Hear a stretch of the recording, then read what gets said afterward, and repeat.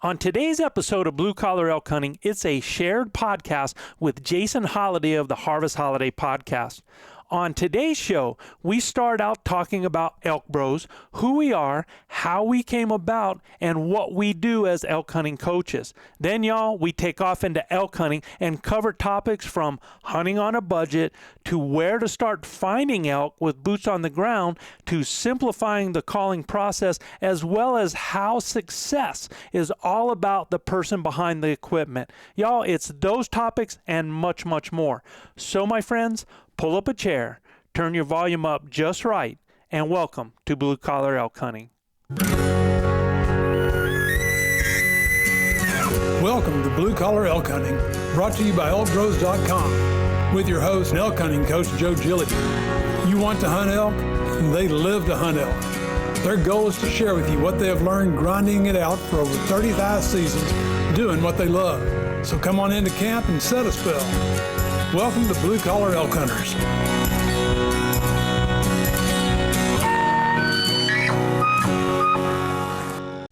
What's up, everybody? Welcome back to the Harvest Holiday Podcast. I'm Jason Holliday, and today with me is Joe Gillia. Did I get that right, Joe? Yeah, you nailed it, man. Awesome. Perfect. So Joe is one of the founders of the Elk Bros, not only the Elk Bros, well, it's not really the Elk Bros podcast, but it is ElkBros.com, correct? Correct. Yeah. So, yeah, we do everything we can. You know, my last name tries to screw people up. So I decided I might as well hang with everything and try to mess people up. So we have the Blue Collar Elk Hunting podcast that is produced by Elk Bros. We have our website, which is ElkBros.com. And we actually, on that site, we have our Blue Collar Elk Academy as well. So, you know, we have this Elk Bros thing. That's our LLC, that's our image, that's our brand, but under that we have the blue collar things going on. Excellent. Okay, good. I'm glad I didn't mash that up too badly then. So good, man. So one of the reasons I got you on the show today, I've been checking out your guys' Instagram page. I've been following you guys for a while, and we have a mutual friend with Chad Riker from Backcountry Rookies, and he's like, you gotta get Joe on there. Yeah, you can't say that, man. I mean, that shows right now that you are a bad judge of character, man. Yeah, I know. I never said I was a good judge of character. I just I always like running with the wrong crowd. But no, seriously, all joking aside, Chad's a pretty good dude. He's awesome. And yeah, he's definitely been a huge help. And he's, you know, really for the last year, he's been kind of pushing me to get you on here. And I'm like, well, let's check him out, you know. So I've been following you guys. You guys got a big group, a tight knit group over there at Elk Bros. Obviously, you got the YouTube channel and everything with your elk hunts, and just some really, you know, it seems like some really great dudes that have a lot of years. So before we go too deep into, you know, excuse me, kind of what I wanted to talk about, maybe kind of reintroduce yourself and talk a little bit about Elk Bros and how it kind of came to be. Yeah. So you definitely want the short story version because, yeah. So I'm Joe Gillia, an ex-backwoods redneck from the Carolinas, been out in New Mexico since 1980. Saw my first elk when I was 19. And you know, that started the whole trip from there. And, you know, my wife and I were both teachers, coaches in a small town right here where I live in Cimarron, New Mexico, and taught and coached. I coached for about 34 years, taught for 30 years. Both of us taught in the same school. So coaching is my passion, as well as, like I said, I'm that backwoods redneck, man. I was raised in the woods. I mean, that's where I'm most comfortable. That's what I understand. And when I came out here, my wife and I, we got married at a young age, and we were 20 years old when we got married. And one of the things that, you know, was a concern as college students going to school is, you know, how do you put food on the table?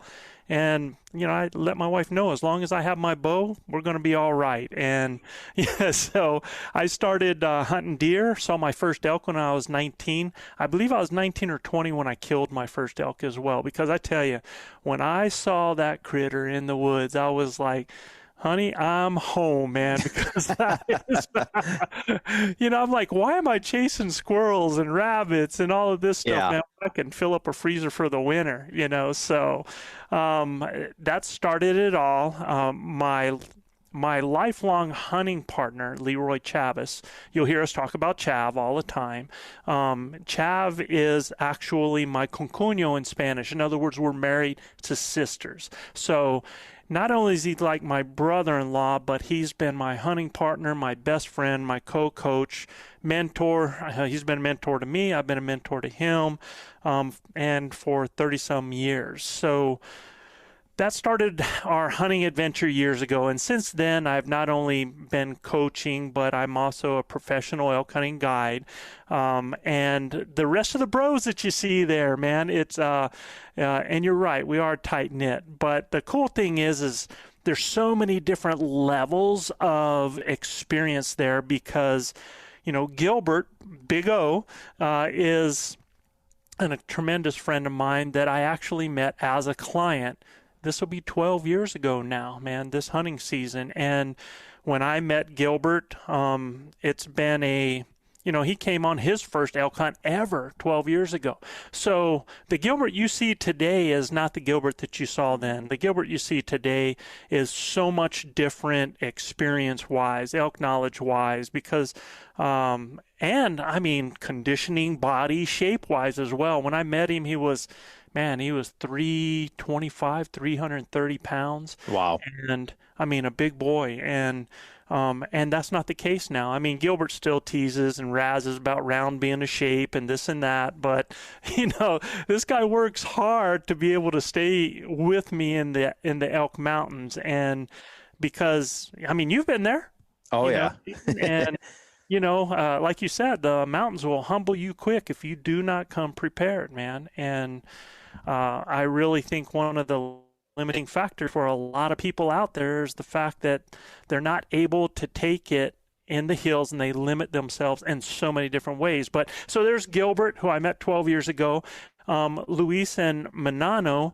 Luis I met, this will be our 5th year hunting together.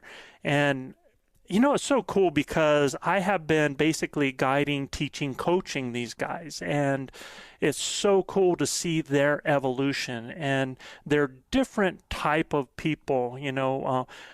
Gilbert's that A personality, man. He's the guy that just lights up camp. He makes everybody smile. He tells those stories, and he's just so much fun to have around. And then Luis is this he's this engineer with this analytical mind, and he really wants to see and know and understand, and where he's at now and his knowledge factor is really, really cool to see. And Manano actually came in a year after I met Luis. And Manano, both of these guys are from Venezuela. Luis has been in the U.S. longer than Manano has, and you can tell from the accents on that, which adds a whole lot of spice to our show. Yeah, oh yeah, yeah, for sure. We razz each other, we tease each other. If anybody has ever listened to our show, we are so diverse. Chav is 10 years my senior. I'm going to be 60 years old. God, I can't believe I'm even saying that. It's just hard to even believe, man. But I'm going to be 60 this November. Gilbert's almost 10 years. He's about 8 years younger than me. And then, it kind of goes down the line with the other fellas. And we have Brandon Houlihan, who's been hunting with us for the last 3 years. And I have brought in another bro because the whole thing with ElkBros is we are elk hunting coaches. That's what we do. And the whole design of our podcast is to coach people how to elk hunt, to teach them how to do that. That's why we came into existence. And it happened probably, I think it was the first year or the second year that I had the Mafia. We call Manano and Luis the Venezuelan Mafia. Yeah. That I had them in camp. Well, I had a little issue that year with a heart problem. I have a aorta that is oversized, and so I'm like this healthiest dude in every sort of way, and then they find this kind of genetic defect in me. So they started having to do all these tests on me, and the guys were like at camp one year, they were like, "Joe, man, dude, you got to do something. You just can't die and let that knowledge go, man. Yeah. Here I thought they were like, caring to worry about me. Like, no, man, we just want the friggin' knowledge. Yeah, bro. they just want the brain. Yeah. So they were after me to do something, and they wanted me to either write a book or something, and that's just not me. And then, I as a teacher, I taught video production, web design, graphic design, broadcasting. That's what I actually taught at the high school level. So, the idea of taking my knowledge and putting this into, and I used to develop online courses for my students in my class. So to be able to do that with my coaching standpoint and my coaching style, and connect my passions of teaching, coaching, and elk hunting. And, I've been guiding elk hunters for over 25 years. This will be my 39th season hunting elk in the mountains. And, this is what I do. Elk are my critter. So there's the story, and those guys got me going. And so a year later, I called them and said, I'm going to do it, man. I'm going to start Elk Broz. We're going to do this. And the podcast came from really just trying to create a target audience at first for the Academy. And I thought it was going to be the YouTube channel that would take off. And so we developed the ElkBros YouTube channel. We developed the Blue Collar Elk Hunting. We started this podcast, and it was the podcast that blew up. It's the thing, man. It's what people are doing. And, so the rest has been history. We are still in our infancy. We're just over 2 years old, having started all of this. And, this coming February will be our 3rd year anniversary of starting this whole zoo. And, we've created our own camo. I'm now producing a grunt tube. We've got hunt wars going on. So we are developing a coaching staff. That is what I want to develop and find the best folks out there, not just folks that have knowledge, but folks that are good at sharing that are good people person, that have that teaching personality, and it's about giving. And since then, now we've brought in Cole Wilkes into our group, and you've seen Cole on the last couple of episodes. Yep.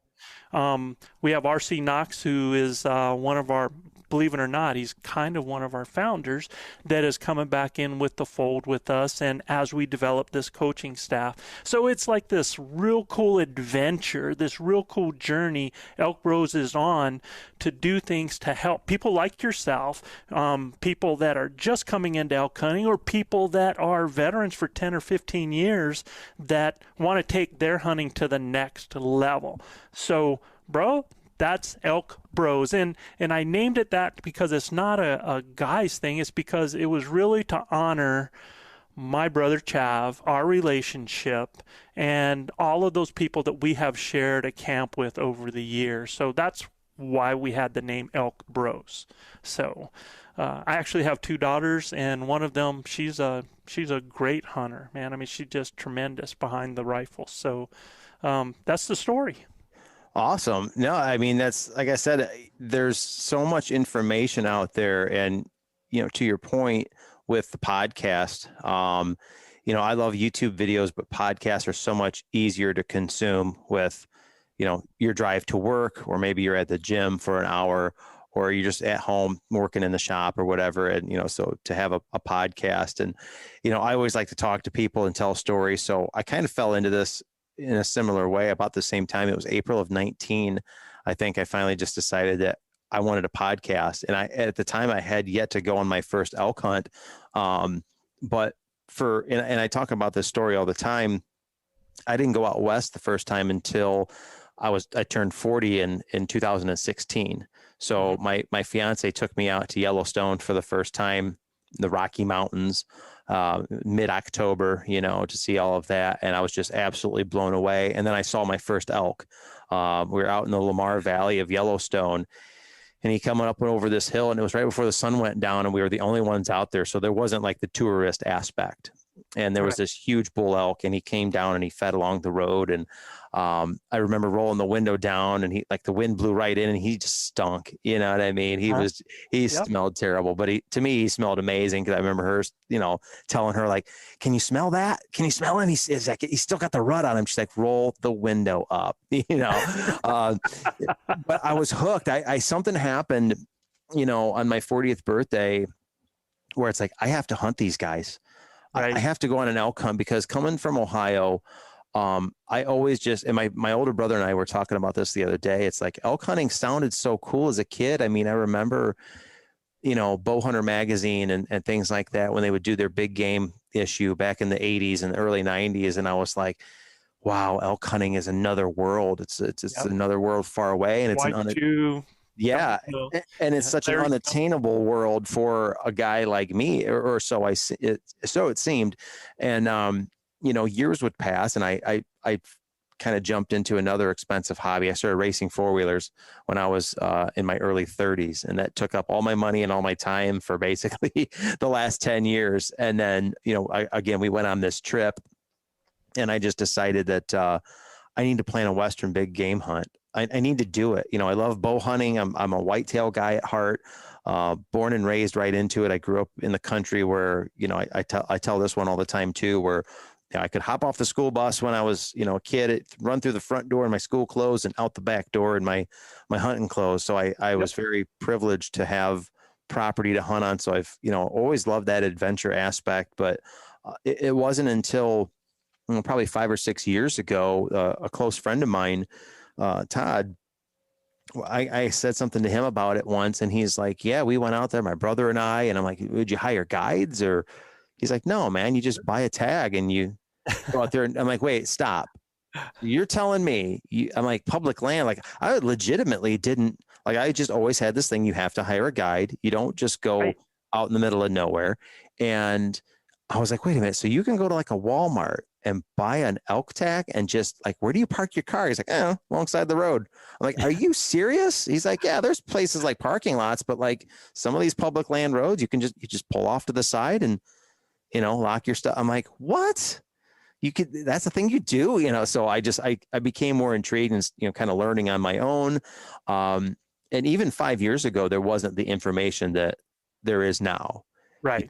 I mean, I searched every podcast, I read every article, and of course I consumed, massive amounts of YouTube videos and, following all these people on social media and everything. But the problem that I ran into, Joe, is, and I use this word all the time, the romanticism behind backcountry hunting, right? And because that's what I do. I didn't have anybody to kind of go with. I did have a hunting partner on my first trip.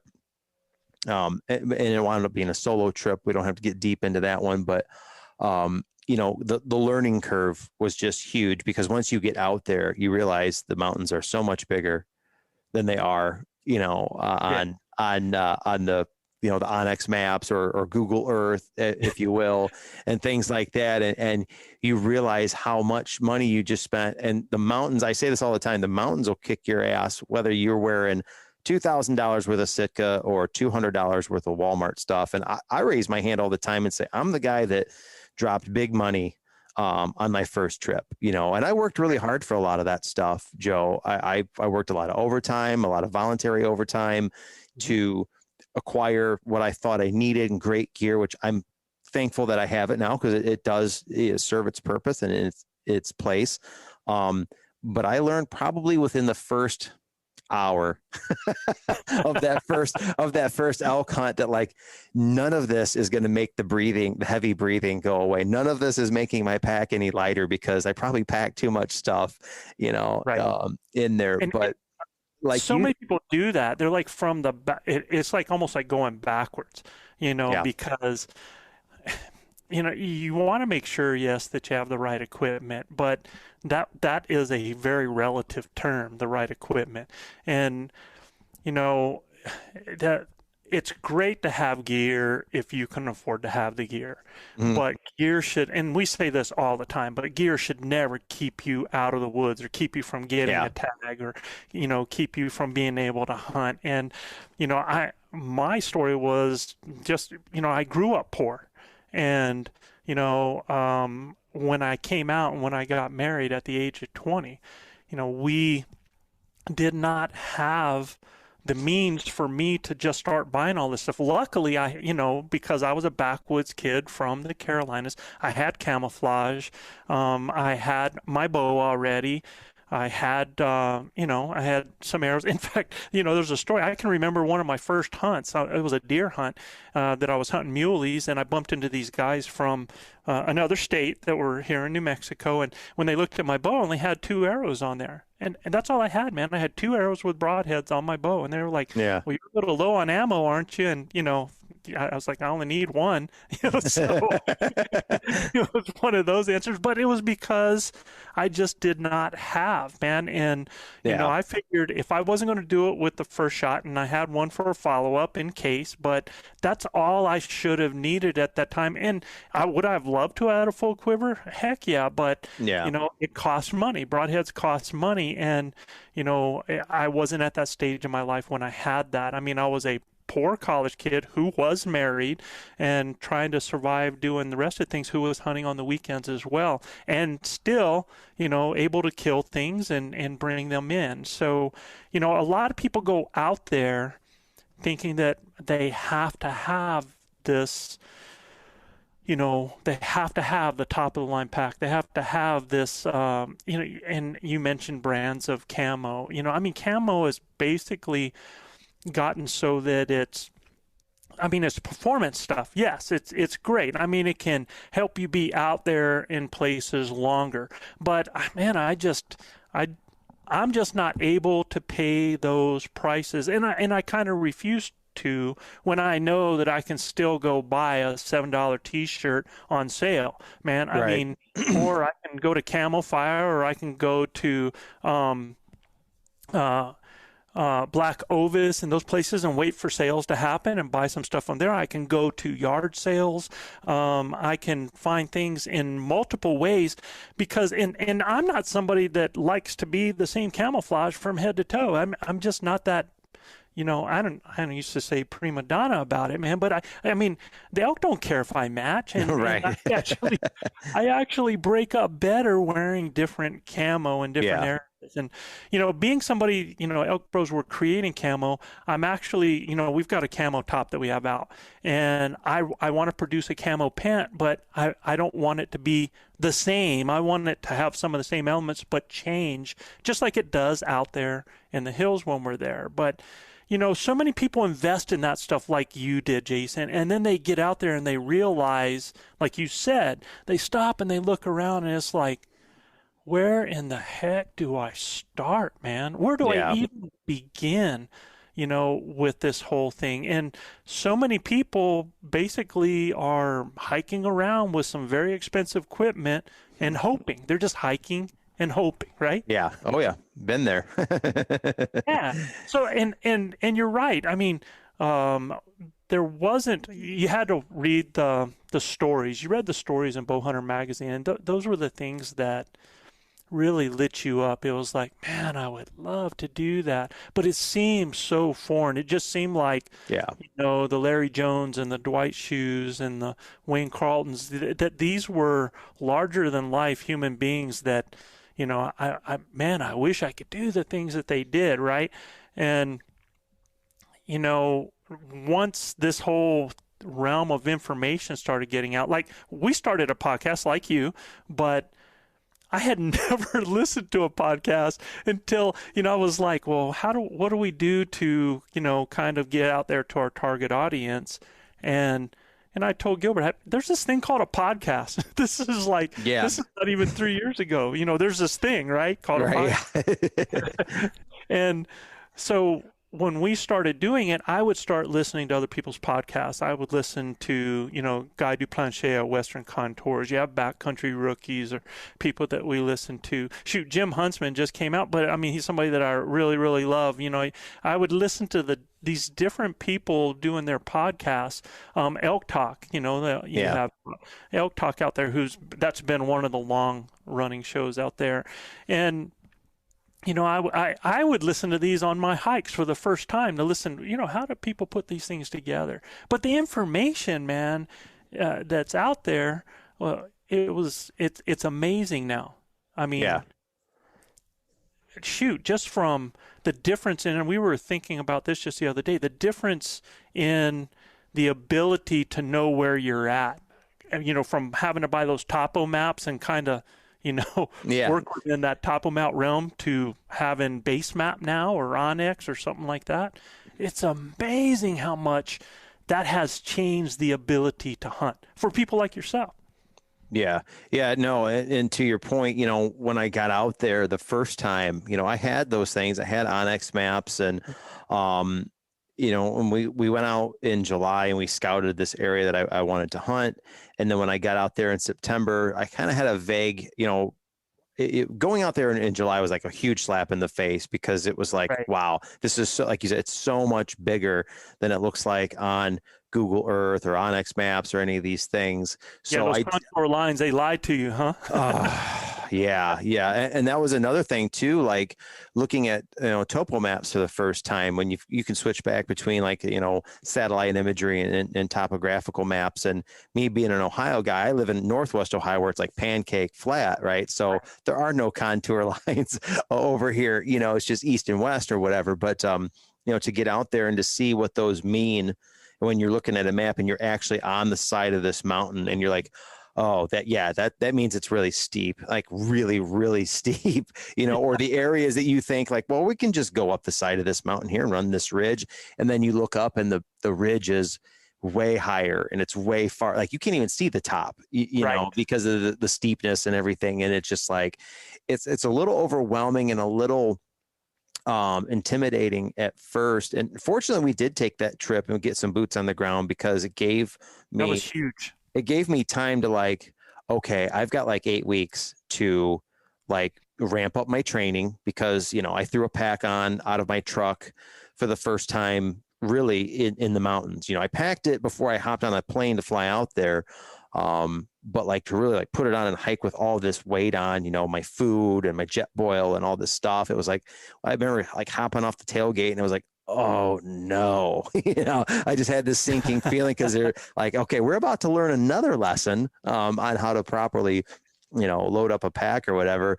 But again, that first trip was a learning experience. And I'm glad we did go out early because it, gave me a chance to see the terrain, but it also gave like a really great amount of perspective of, the reality versus like what you see on, TV or what you see on, Instagram or whatever.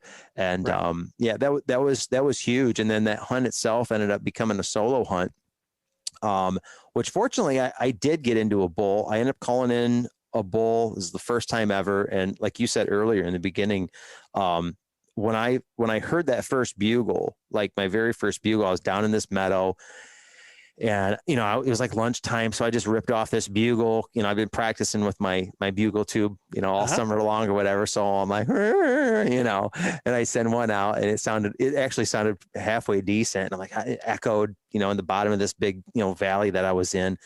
And a couple minutes later, I'm like, I don't hear nothing, and then I started walking and I could hear something just kind of faint. I'm like, man, was that a bull? So I fired one back and he must have come down to the edge because all of a sudden it was like somebody had like megaphone speakers, on the other side of this meadow.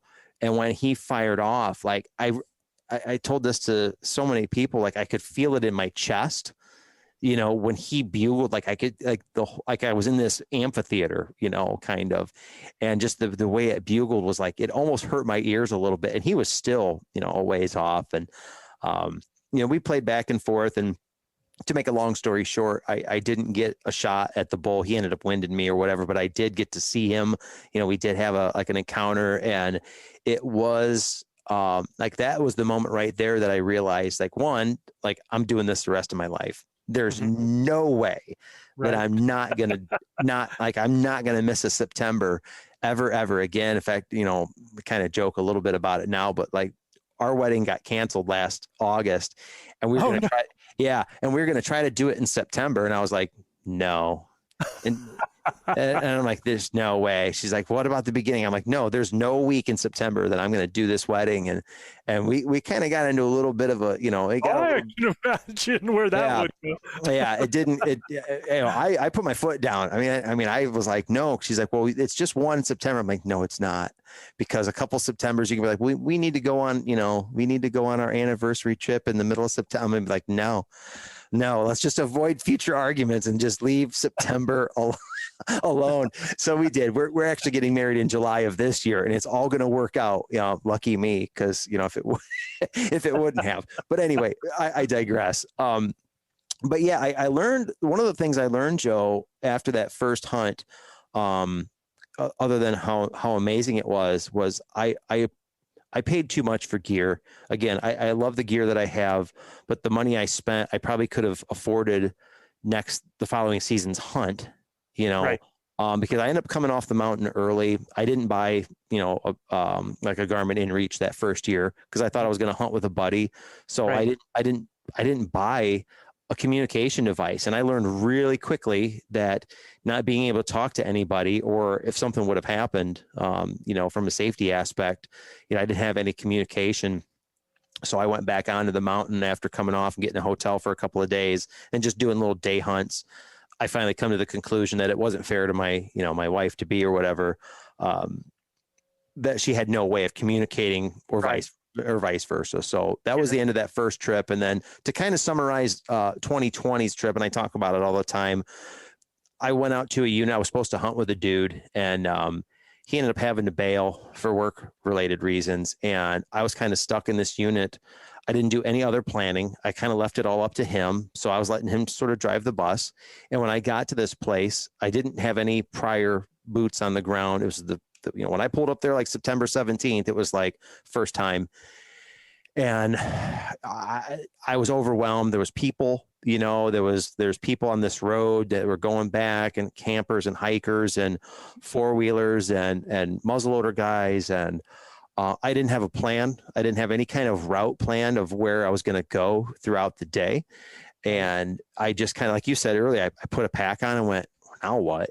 So I just hiked for a few days, and it just really, it beat me up emotionally, because I'm like walking around going, I'm just walking around with this pack on. I don't even know where I'm going or what I'm doing, or where elk are even at, because this place is, million acres, you know what I mean? And so that's, I started looking into some other courses and things like that were beyond just like elk finding. Tree Line Pursuits, Tree Line Academy was one of those courses that I took this year, and learned, beyond just like elk, it was more in depth, and that's really helped me out a lot this year. And I know you guys provide a service just like that too. Yeah, and that's the whole idea of that is that, so many people spend so much money, enormous amounts of money, like you said, on gear and stuff that is designed for them to carry it around. And what good is it carrying it around if you have no clue what you're doing?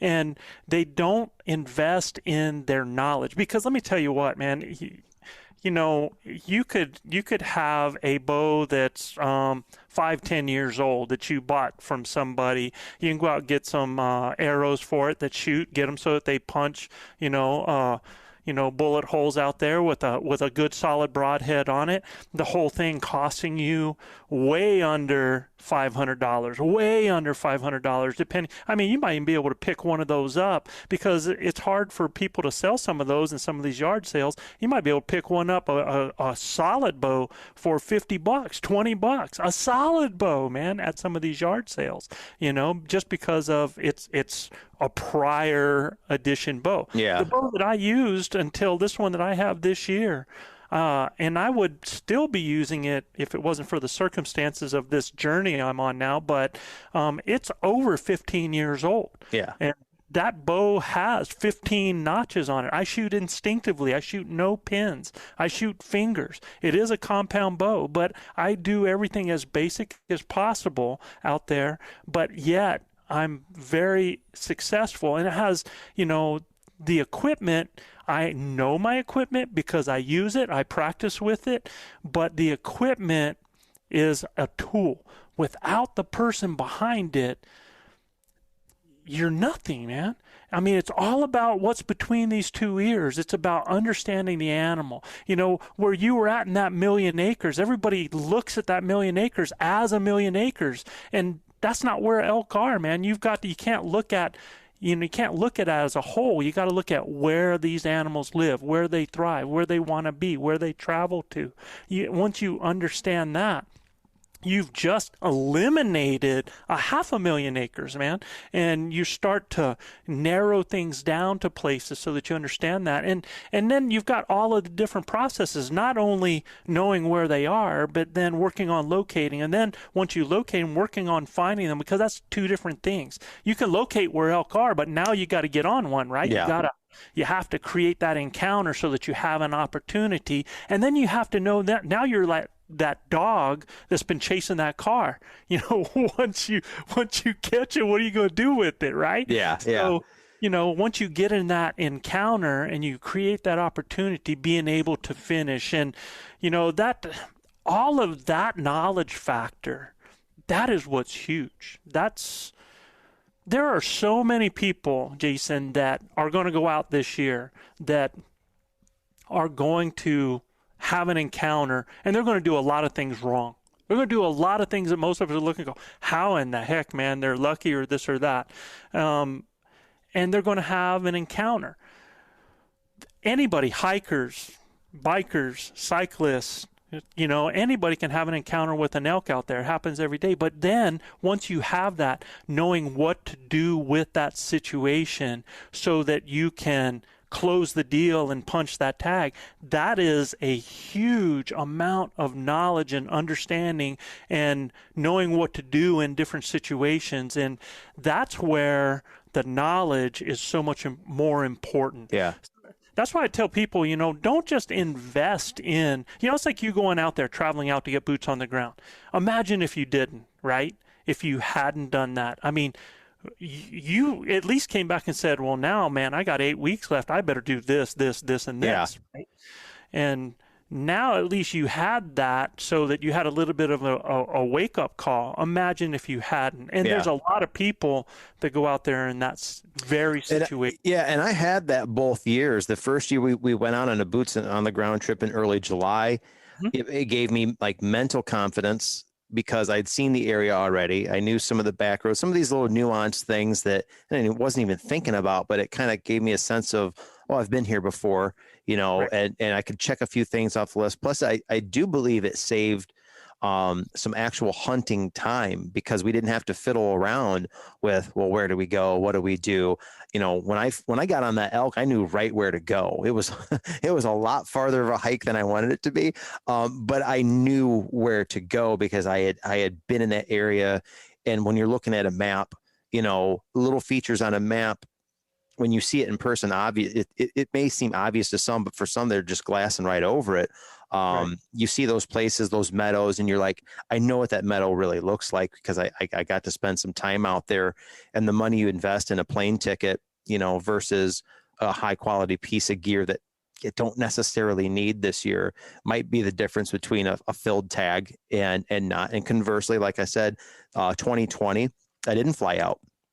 You know, right. I hopped in a truck in Northwest Ohio and I drove by myself 1,400 miles to the west, and I got out of the truck and was like, whew, like it was like this anxiety thing, you know, right. And like I was almost mentally defeated, you know, before I even got there. You know, I talked myself off the mountain before I even got there, and I left with a chip on my shoulder, Joe, because I know I could have done better.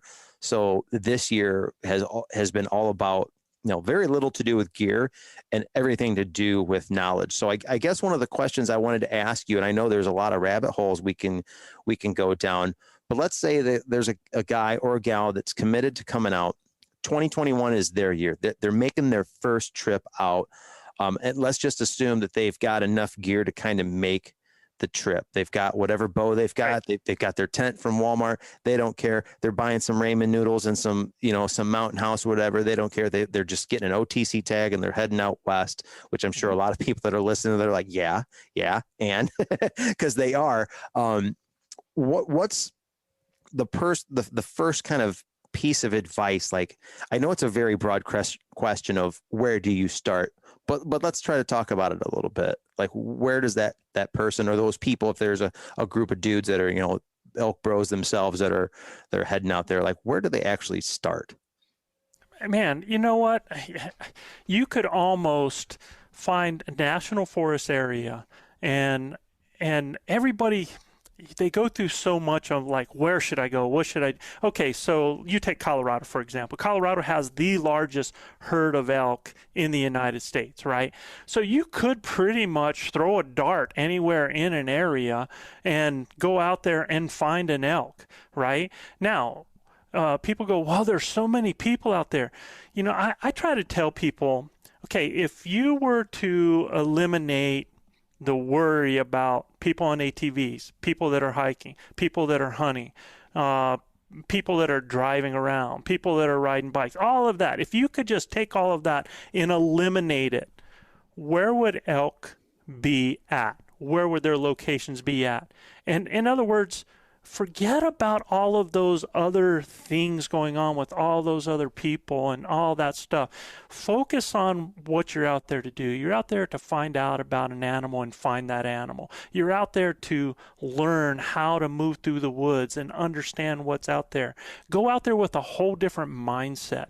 Go out there with an exploration, with the idea of doing a journey, of becoming part of where you're at and really seeing where you're at and not just looking at it. I think that's the first piece of advice I tell people, is to get a mindset. You know, hopefully before they ever got there, they did what you were doing, Jason, is they worked on their knowledge factor. And what I tell people is, look, there is this information. There's this podcast you're listening to right now. There's our podcast. There's multiple podcasts out there. Listen, man, because everybody has a little bit different take. But if you kind of listen to that different take, a lot of it is the same. And when you start finding those same little nuggets, it really, really helps you out to understand things. And don't think that there's a silver bullet. Don't hear somebody say, well, you buy this call and it works every time and they come in. No, it doesn't happen that way.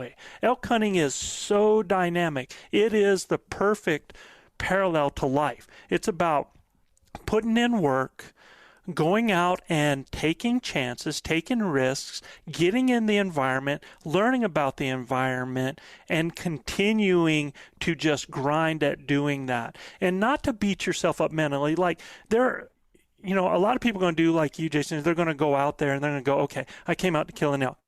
Oh my God, where do I start? And they've pretty much defeated themselves and they don't know where to go. Or they go out there and they've hunted for a day or 2 days or 3 days. And the third day is the real tough one, because that's what I call the hump day, where, you know, the first day you're excited. The second day, man, well, you still have some of that energy level. You're not quite feeling it. You're a little sore from the first day. But that third day, that's the hump day, man, that you got to get over. And you get past that mentally and physically, then things start to come together for you. If I was to give one piece of advice, it'd be this: don't go to the trailheads. Take a look at where the best water, so locate water sources the best of your ability. So that's going to be like canyons, right? That's going to be like springs. That's going to be things like that. Once you locate water sources, you've located one of the elements that elk have to have. So you want to go to those places where elk will visit, either a food source or a water source. Go to those. From those, now you can find out, once they visited, where they're going. There's going to be a thing called trails. And to me, if I want to find an elk, I travel where they travel. That's the number one thing I want to do. And that's elk trails. And you're going to have those that come out of, go into water sources and feed areas. And to me, is if you want to go find somebody in their house, there's a couple ways you can do that. Is you can go in there and you know that they're going to go to the kitchen, you know that they're going to go to the sink, and they're going to use a hallway to get there from their bedroom to the kitchen and the sink. So I've just told you right there basically how to look for them. Now there's one other thing though, and this is the game changer. The absolute game changer is when I go into a house and I don't find somebody. If you go into a house and you don't find your fiance there, or you don't see her right off, what do, Jason? Call her. You call her. You call out. Yeah. And she comes. And that is key to hunting elk, is being able to speak the language, being able to call. And that doesn't mean, that you've got to go down every mountain just screaming a bugle and expect an animal's going to come in. That's what people kind of think what calling is about, right? I look, if I could tell anybody on calling, learn how to do a cow call, learn how to do a location bugle. If you can do those two things, you can do multiple calls just by a change in inflection of your voice, volume, tone, just by bringing that up or down or giving it more air or making it longer, you can change what that sound is. If you learn how to speak the language of elk, you will totally change your experience, because now not only are you going into their house, but if you're not able to see them or find them or locate them, you can call out to them and have them come to you, and that is huge. Yeah, and I think there's a lot of great tools out there for that. I can't think of the guy's name off the top. Elk Nut, I think. Paul Mandel, man. Yes, yeah. He's got a really cool app that you can actually download on your phone, and he does. If you do not have Paul Mandel's app in your phone, if you are not using that, a $10 app that should be, the amount of information in that you can get out of that.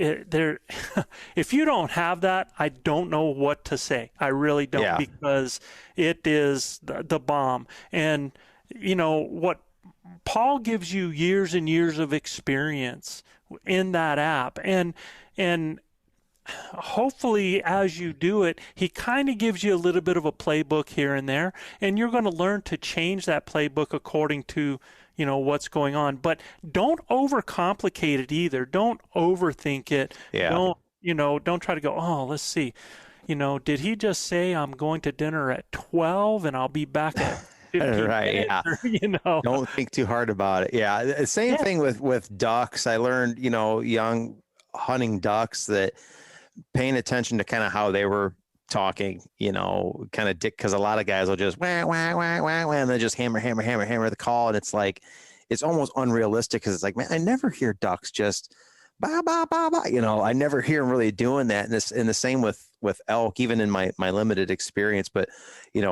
listening to him call and talk about the different, types of vocalizations, and elk don't always make that pristine, absolutely not. Some of them are really rugged and rough. In fact, the one I was messing with, he sounded really good, but there was a couple that were like, wait a minute, is that a hunter? There was a few times that I'm like, I'm calling a dude in, or a dude's calling me in. So now right there with that, here's something I'm gonna give you a nugget right here. I don't care how bad the elk bugle sound noise is. Cow calls are a little different. Cow calls, they're a little bit harder to discern, but I don't care how bad it is, go check it out. That's a rule in my camp, is go check it out. And there's two reasons. Number one is a lot of times it's a bull and you think it's another hunter because it sounds so bad. Yeah. And sometimes it's a hunter, but when you go and you meet that hunter, there's a couple things that happen with that. Number one, they know there's a hunter in the area. They might decide to leave the area because there's another hunter there. I don't know, or you get information from that person.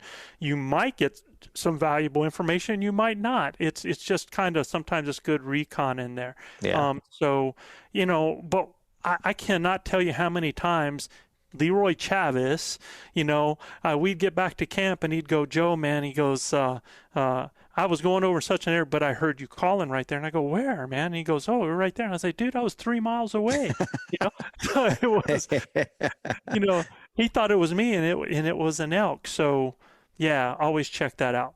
right? Yeah, no, that is great information, because when I did initially hear that first bugle, like I said, it was the first time ever. So immediately I'm like, there's no way a bull responded to me.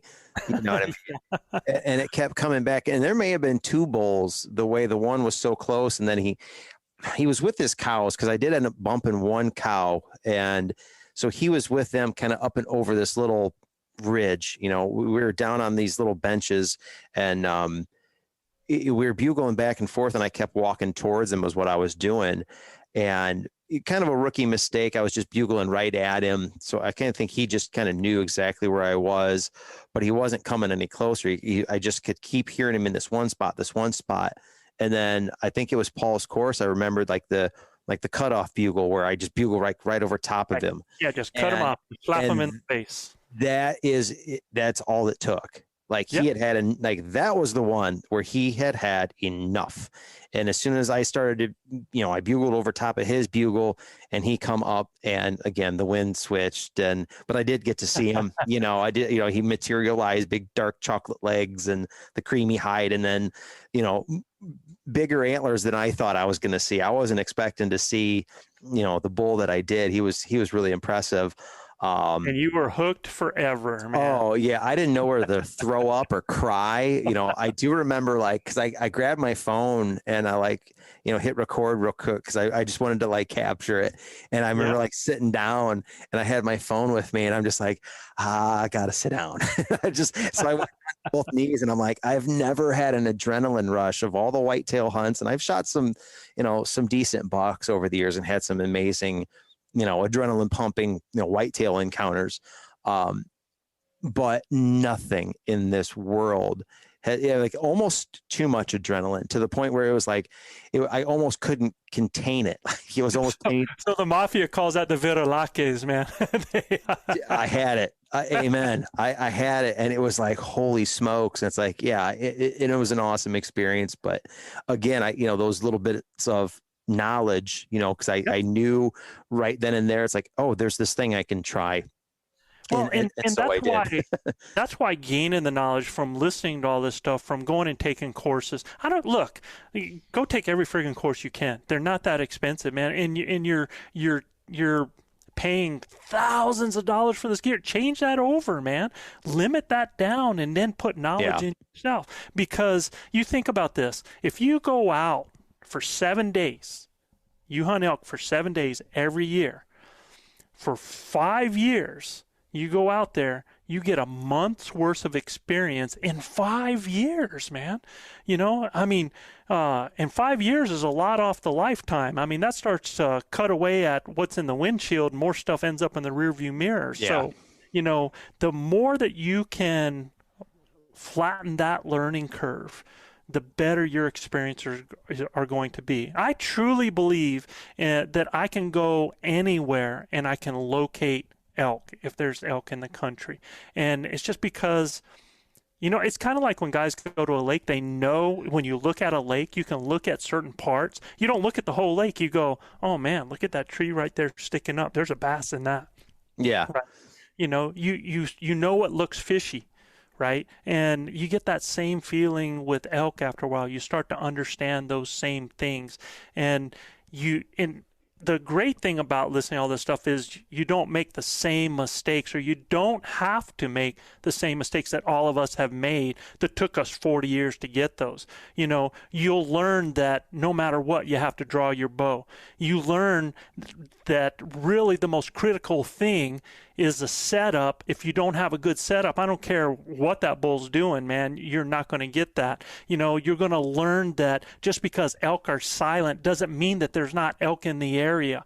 Are you going to hunt bugles, or are you going to hunt opportunities? If you're just out there hunting bugles, you're going to be real disappointed if the animals aren't talking. You're going to learn the difference between a quality shot and a marginal shot, because, man, there's some guys, Jason, that will be out there in their first 5 years, they might have already stuck 3 bulls. They might have had those opportunities, stuck 3 bulls, and never recovered those animals because their only goal was to put an arrow in that animal, and they end up taking a marginal shot and they never able to recover it. So there's a lot of things like that you're going to learn from other people's mistakes and try, and so that you don't have to overcome those yourself.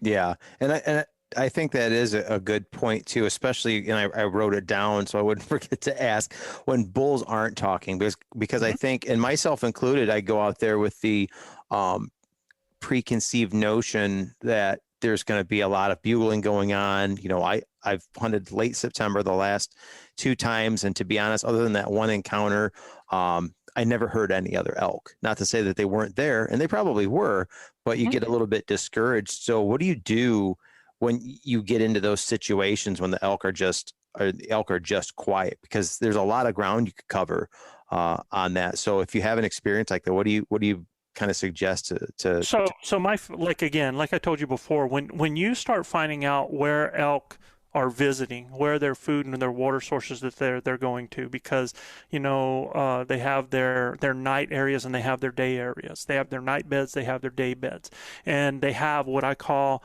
the transition areas in between. When you start discovering where those are, then you start learning where you want to be to locate them. And yeah, I want to use those water and those feed areas to tell me where they are and to find those areas where they're bedding during the day, because now I am going to work through those bedding areas. And look, everybody always hears northeast faces. Well, it could be, you could be out in flats and there could be a giant arroyo that's thick, and elk can be down in that. They're going to be someplace that it's thick, that it's cool, that they have security. Now, most of the time that means those northeast faces, but not all country is built the same way. Just understand that. But when you find those thick areas where they can bed, where they can feel safe, I always like to move through those. And when they're not talking, I hunt quiet elk all the time. But what I do is I understand that a response is more than just a bugle. A response can then be coming into me silently. So I will actually take on the realm of being the elk of a small herd, a small group of cows, a bull that's advertising with some cows that he has with him, and I will portray those pictures. And actually, instead of me having to go to elk, I have elk come to me, whether they're going to be silent, whether they're going to grunt, whether they're going to chuckle, whether they're just going to give a cow call to give that away. They don't always have to bugle for you to locate them. So I'm going to try to find those areas, and I'm going to hunt where they're going to be most of the day, and that's their bedding areas. And I'm going to move through those slowly, sounding like cows inside there, and I'm going to listen for sounds, and I'm going to look for those animals coming into me. If I catch a smell, if I see fresh sign in an area that's steaming, so if I have some droppings that are steaming down there, they're that real light green, they're real warm, they're real smashable, I can smell that urine, I know that I've got elk in an area that if I start portraying a scenario of other elk, that I'm likely to pull them to me instead of me having to go find them. When you can reverse those tables, that's huge. But you just got to get in those areas and try to locate where elk are. You don't necessarily have to find them. You have to locate where they are. And that's what I do when they're quiet. I hunt silent elk all the time. And I realize that a lot of times when we don't hear those animals, it could be for a couple of reasons. It could be, number one, that we weren't out there when they were bugling. In other words, most people are in their camp when elk are screaming out there at night under the moon or in the dark or when they're comfortable. So most people are in camp and maybe they're over a ridge where they don't hear it. Or those elk have already got up into the trees and those sounds aren't carrying as much, or the wind has gone up, or they're just one ridge over and they could be going nuts on the other side of the ridge and you don't hear them because you're just over there. I mean, I have finished being in a rut fest, and I've gone over a ridge, gone down maybe 400 yards, bumped into another hunter. And I said, so how's it going? They're just not talking, man. It's silent out here, right? And I was just in elk going nuts, not a half mile away from this person that they never even heard it. So, elk are making noises or they are responding, and it again, if you're just hunting the bugles and you're a lot of times walking by elk. So that's why I told you earlier is that if people change their mentality from not just looking but seeing, right? If they're noticing what's happening around them, if they're looking at the sign, if they're using their nose, if they're using their eyes, if they're using their ears all together as a tool instead of just hunting a bugle, they're going to have way more success. Yeah, absolutely. So your typical day, like how would it start out? You're in an area that you're confident in, you've set up camp and things like that. Are you going straight to somewhere where you're maybe going to glass and just spend some time sitting and listening, or are you a little bit more aggressive and you're maybe, kind of heading for above a bedding area, or how does that typically work for you? So for me, I very rarely ever glass. It depends but very rarely do I glass. I like being in the trees where the animals are going to be going, where they're transitioning from. So I like to be already at a level high enough that a lot of animals are below me and coming up to me. And I like to work so that, and a lot of people that come from Ohio, come from, Wisconsin, different places, don't understand thermals, but that's a whole different science and a different conversation. But I like to work so that I have either a crosswind or a headwind or something like that. And I am working through areas, hopefully with elk actually moving up towards me. I want to be in the upper areas so that if I hear elk down below, I know that those elk are most likely moving up, either moving up to me or they're moving up to, if they're in the bottom, they might move up on the other side. Yeah. But I like to be in an upper level, and I like to be in the trees, and I like to work kind of around what I call the knuckle area of ridges. And what that is if you have all these finger ridges that elk use, and there's one thing about mountains is when you follow those finger ridges at the bottom, the where one finger ridge comes out versus this other one can be miles away at the bottom. Where at the top, everything gets closer. So I like to work more at the top across what I call where those finger ridges kind of come together up there, what I call the knuckles of the mountain. I like to work those because I'm able to cover a lot more area back and forth, and I know that elk are going to be moving up either those finger ridges up top or they're going to use paths in between those finger ridges, but they're still all coming up to the same areas up there. That's me. My typical day starts probably an hour to 2 hours in the dark before daylight. So I like to be moving in the dark, listening, communicating, calling into, and when I call, my typical day, I start with, I'm cow call oriented first. I'm always lover before I'm a fighter. And I'm going to call from near to far. In other words, I'm just going to use my mouth for a cow call. Yeah. Just nice and relaxed, because you never know. And people, even when you come out of camp, man, people think, oh, I'm in camp, there's no elk. That's one of the biggest mistakes ever, man. That's not true. So I'm always starting near to far. I give cow call with my mouth. Then I'll use my grunt tube with a cow call just to send it a little further. And if I don't hear anything there, and don't just do it right away. Make sure you listen. Let things settle down. Sometimes they don't respond back right away. Or sometimes another elk responds that you don't hear that causes another elk in between you to respond. So, then I'm going to go with my location bugle like that. And as I'm moving, I'm going to sound like a small group of cows as I'm moving. I like to use that noise that I'm making with that to sell that picture. And then, hopefully I'm working in the upper areas where they're down below me. If I have put one to bed that's down in the bottom in a park like you were talking about, I will probably be already in that park or near where that bull, where I last pegged him an hour before daylight, and that starts a different situation. But the less information I have, Jason, the less information I have on where the elk are and what they're doing, or I haven't had one located, the higher I'm going to be. I guess that's a good thing to say. Okay. Yeah. The more information I have, the more I'm going to be where that animal has already been pegged or located. Okay. And that might start me in a bottom. But you got to know this. Anytime you start with elk in a bottom in the morning, you better get ready because they're going up. Makes sense. Yeah.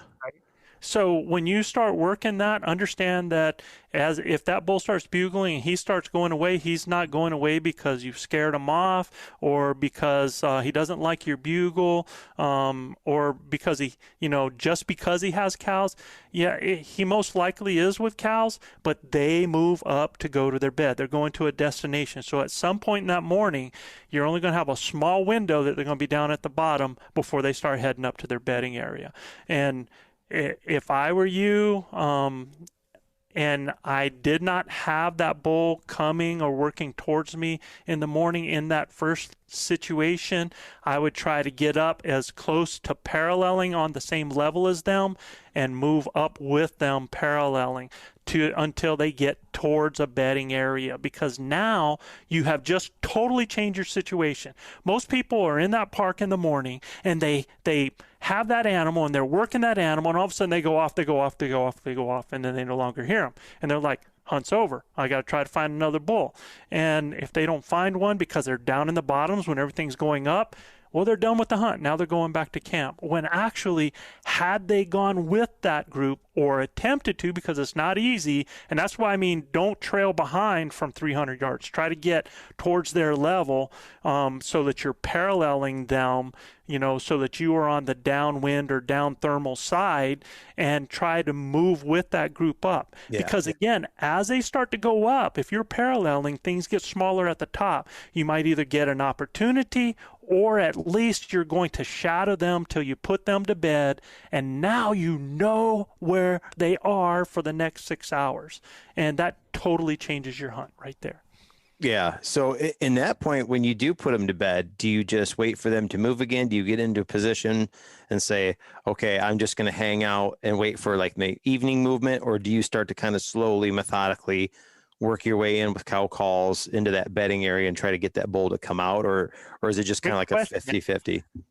Great question, because there's variables with that. I mean, variables with the wind and what happens with the situation where you're at. But optimally, I'm going to let him put them down. I'm going to let them relax. I'm going to let them start doing their thing. And that bull's going to want to get back up. And so what I do at that point is I find my best setup situation.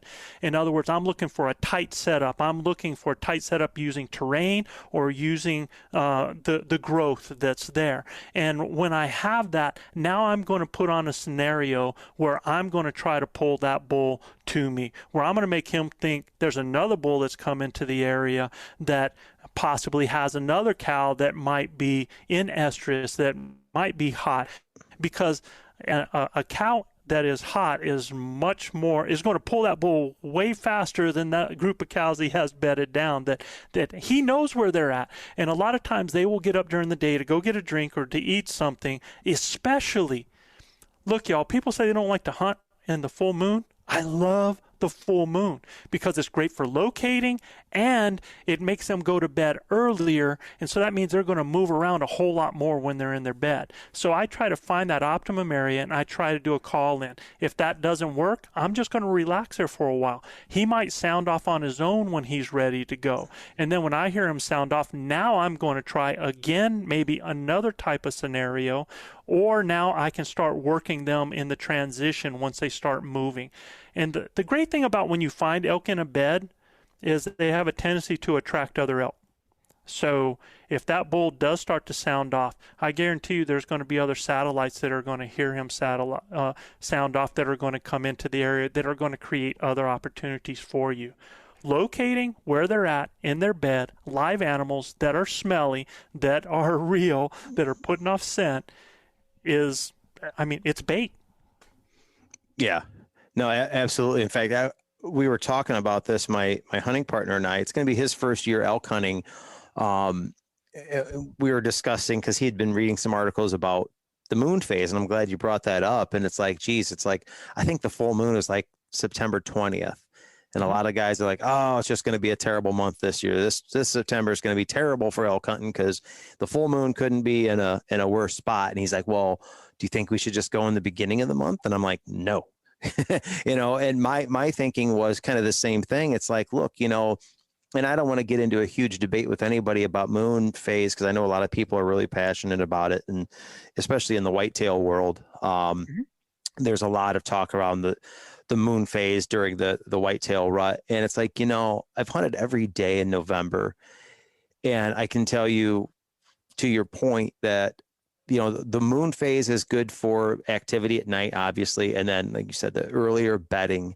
And it's just a matter of tweaking that hunt schedule, your own hunt schedule, to what you just said, was knowing that they're probably going to go to bed. You're going to have a smaller window in the morning, but that afternoon might be killer.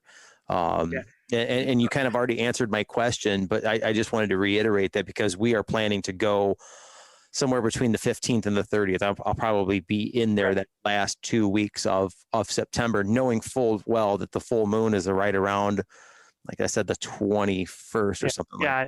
It's right in that area. And the thing is, though, that afternoon might be killer, but not at their final destination, because they're going to be moving and feeding in transition from their bedding, and they're going to be moving in those trees. So the best place to be is between that feed area and their bedding area, and that transition area is where it could be killer. And they're not in such a hurry. They're not in as much a hurry in the afternoon as they are in the morning, it seems like. And that depends too on, again, pressure, how, who's already been calling them and what, as far as that goes. But I think in the afternoon, I think they're a lot more lackadaisical, and then they know they have the full moon. They can pop out in their, their night bedding and feeding area after dark. They don't have to be down there by then. So, I just remember, when people talk about moon phase, when they worry about it, is that half the battle of killing an elk is locating an elk. And in the moon phase, they are going to be screaming like crazy at night. And that means that you have an opportunity to locate them. If you're out there utilizing that moonlit night to locate them, then you can put them to bed, man, and you can be on them at daylight and then, work from there. So, you got to take advantage of whatever you're given. Yeah. And that's what I've been kind of preparing myself for, the maybe going to bed later or getting up quite a bit earlier just to listen, 2 or 3 o'clock in the morning. I'm sure I won't be sleeping, as soundly as I do when I'm at home, especially for the first couple of days. I probably will have some sleepless nights there, but I have given that quite a bit of thought, as opposed to, different times of the year. So I kind of, I feel a little bit better now, because we have sort of a similar take. I just have a lack of time with, the actual overall experience, but, pulling it from what whitetail experience I have, it sounds, somewhat similar there. And again, God, we could go on and on. We're running it just a little over an hour here. And there's so much other information to cover, but I think really what we talked about today, Joe, was, in my opinion, and I'll go back to the beginning of the conversation, good gear is great. Don't get me wrong. But like you said, we get to a point in our lives, and I'll be 45 in, October, which I'm not a young man, but I'm not an older man either. But I am starting to kind of be cognizant of, the things are starting to shift, where there may be, a few less, sunrises and sunsets. And, like the analogy that you used about there's more in the rear view than there is in the windshield. And, I joked around with, about the argument, with Michelle about having the wedding in September. And obviously she's more important than elk hunting is, and things like that. But I just know that, like, this is what I do and who I am. Right. So we had to compromise there, because I just, anything I can do to get back out every September, because it's not cheap. It's, especially in the economy that we have now, we're looking at $3 a gallon for gas here in my hometown. And it's going to be literally twice as expensive fuel wise to go out there this year. And everything else is more expensive, the cost of food and everything. And, I guess the point I always try to make almost every show, and this is kind of why I started this podcast, because I didn't really know what I was doing when I started. I just knew I wanted to tell stories and share my experiences. Just buy the tag and get out here. That's it. Put your money into a good pair of boots, because you're going to be on your feet every single day. So I wear tennis shoes, Jason, or a good pair of tennis shoes, whatever's comfortable. But really, it's knowledge. Like I said, there's all these different courses that are out there, and you're right. You should take all of them. Elk 101, Tree Line Academy, Elk Broz. Some of these courses are give or take right around $100. Some a little less, some a little more.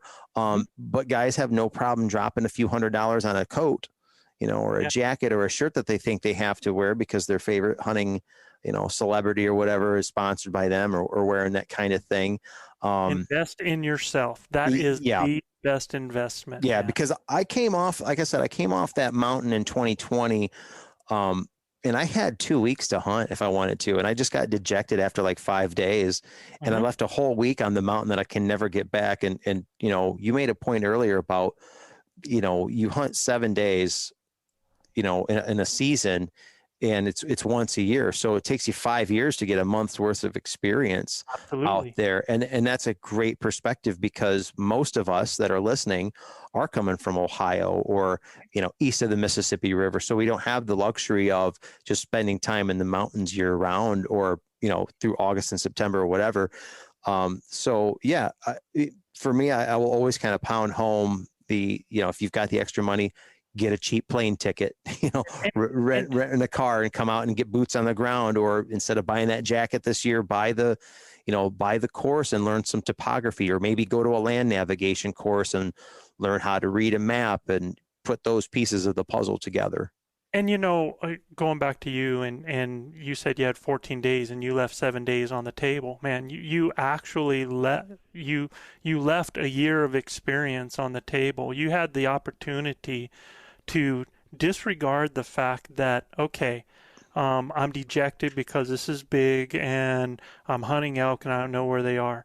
Well, you had an opportunity just to go out, if you would have faced it again with the mental perspective of, I'm going to go out here and just learn about the mountains and see if I can learn about this animal and just become part of the woods and try to gain some experience.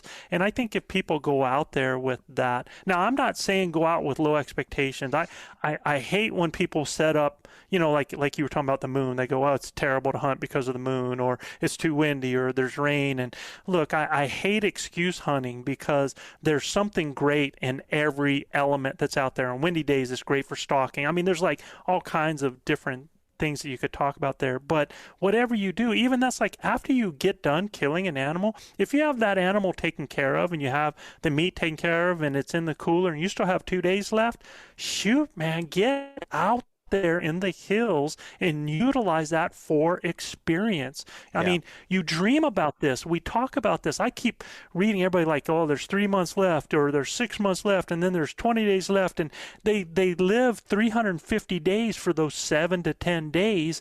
And then when they get there, they're going, well, I'm not getting enough sleep, or I'm not eating enough, or no, man. I mean, I'm tired. I miss home.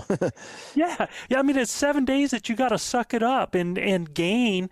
Go out there and hunt. That's why it's called hunting, man. Is that's what the word's all about. It's, you didn't go out there.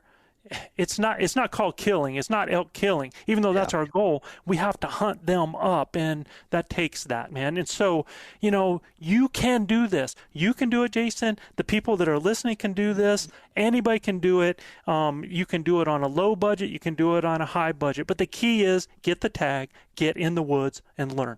Yeah, absolutely. In fact, like I said, my main motivation was just like you said, I lost a full season of hunting by, for whatever the excuse was to come off early off the mountain.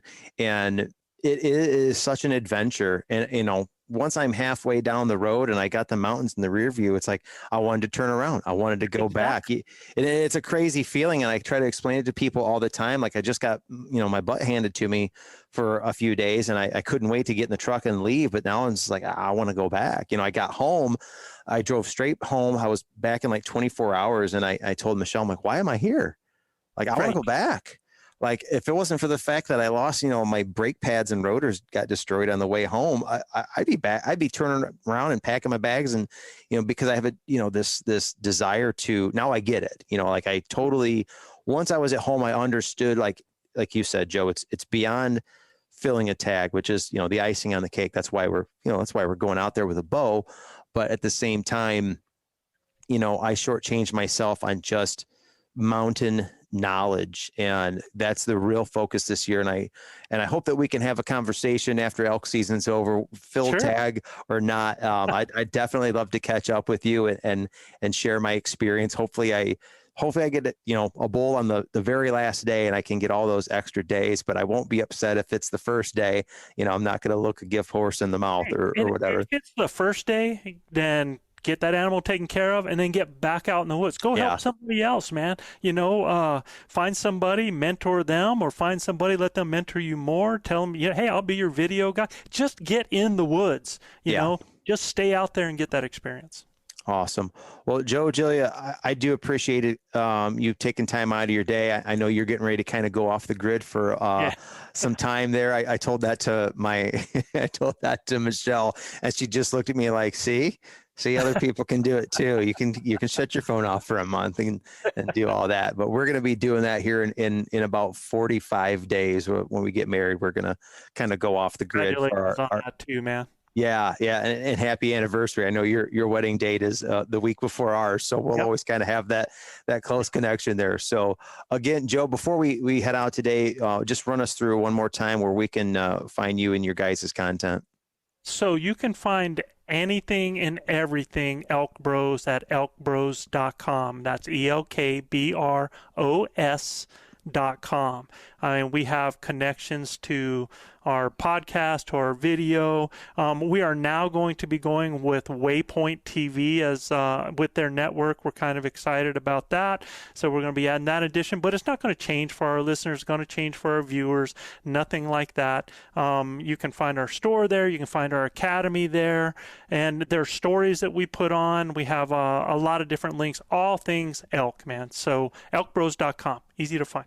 Awesome. And like I said, with is it the public land or blue collar hunter? Blue Collar Elk Hunting. Blue Collar Elk Hunting podcast.